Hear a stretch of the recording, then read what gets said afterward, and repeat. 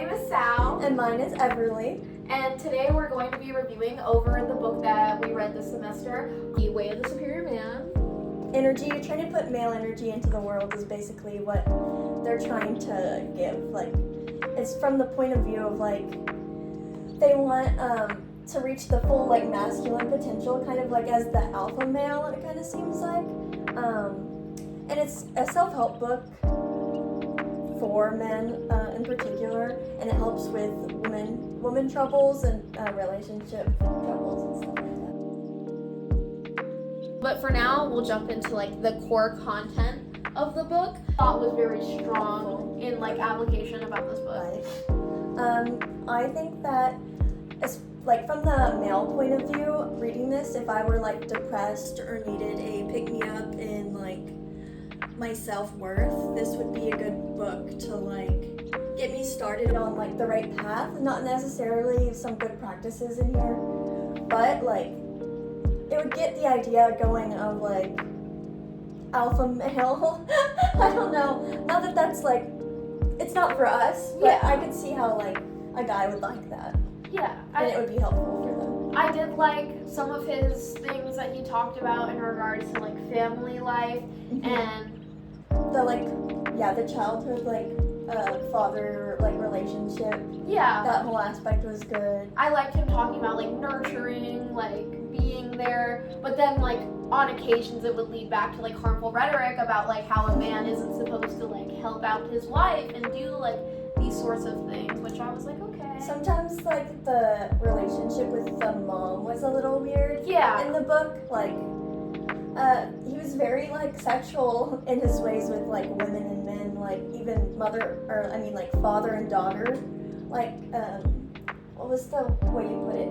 Freud? Yeah, Freudian. Freudian? Like, or like when he was talking about like younger women specifically in his book, how he said it was perfectly, the normalization of feeling like it's perfectly normal and healthy to feel attracted to a teenage girl. Really, was there anything you liked about the book? So my likes were that towards the end of the book, it talks about like breathing and like meditation exercises, and I think that is like really helpful and a way of like pushing through things and thinking through the best ways of doing things for yourself. And yeah, I definitely liked some aspects of the book too.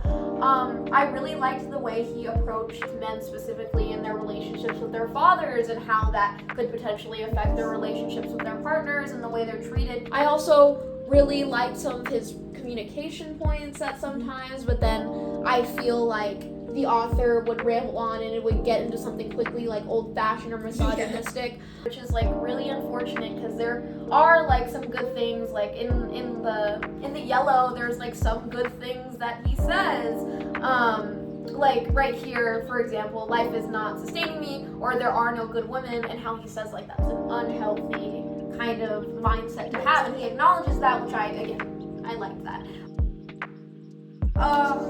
Everly, would you recommend this book to like anyone you're close to? not anyone I'm close to. Maybe my father would like it, but not for the right reasons. I fear. Yeah. No, honestly.